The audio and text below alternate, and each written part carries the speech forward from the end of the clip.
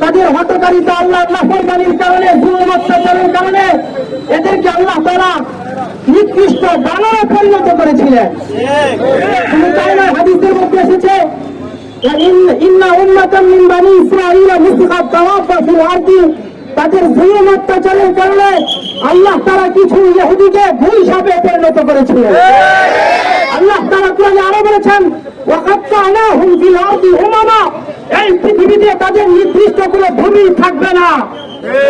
আজকে যারা ইসরাইল তেল আবিবকে দেখে মনে করতেছেন তারা শক্তিশালী কক্ষপথ,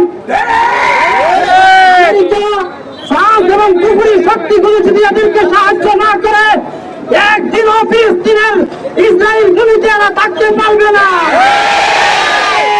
তারা কোরআনে আরো বলেছেন লায়াবাসান্না আলাইহিম ইলা ইয়াউমিল কিয়ামাতি মান ইয়াসুমুহুম সুআল আযাব, এই পৃথিবীতে ইহুদিরা যতদিন থাকবে লাঞ্ছিত আর অপমানিত হয়ে থাকবে। আমার ভাইরা, এদের লাঞ্ছিত আর অপমানিত হওয়ার একটা সংক্ষিপ্ত ইতিহাস বলেই আজকের বক্তব্য শেষ করবো। সর্বপ্রথমে ইহুদিরা লাঞ্ছিত অপমানিত হয়েছে হযরত সুলাইমান আলাইহিস সালামের হাতে, এরপরে লাঞ্ছিত অপমানিত হয়েছে পুত্র নাসরের হাতে, এরপরে লাঞ্ছিত আর অপমানিত হয়েছে মুহাম্মদুর রাসূলুল্লাহ সাল্লাল্লাহু আলাইহি ওয়াসাল্লামের হাতে, এরপরে ফারুক আযমের হাতে, আরব আমিরাত থেকে বহিষ্কৃত হয়েছে।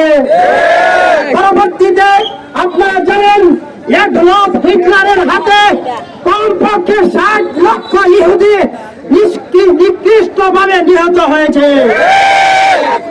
এরপর যখন পৃথিবীর দাঁড়ে দাঁড়ে ঘুরে কোথাও মাথা গুজার জায়গাটুকু পাই নাই, তখন আমাদের প্রথম কেবলার দেশ ফিলিস্তিনি মুসলমান ভাইদের কাছে এই ইহুদিরা গিয়ে মাথা গুজার একটু জায়গা ভিক্ষা চায়। আমাদের ফিলিস্তিনের মুসলমান ভাইরা তাদের ঐতিহ্যগত মহানুভবতা আর দয়া মায়ার কারণে কৃষি কাজ করার শর্তে এই ইহুদিদেরকে ফিলিস্তিনে একটু জায়গা দেয়।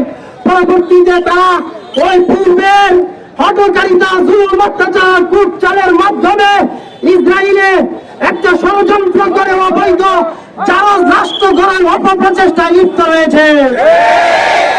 নেত্রহীন কণ্ঠে বলে দিতে চাই, আমাদের মুসলমানরা যেদিন জাগবে, সঠিকভাবে দায়িত্ব পালন করবে, তখন ফিলিস্তিনের ইসরায়েলে তাদের কোন রাষ্ট্র হবে না, বরং কবরস্থান হবে।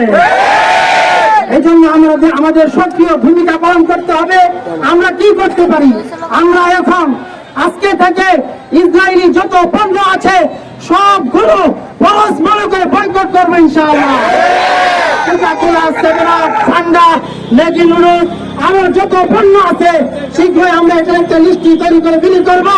এই সকল পণ্য আমরা বয়কট করবো।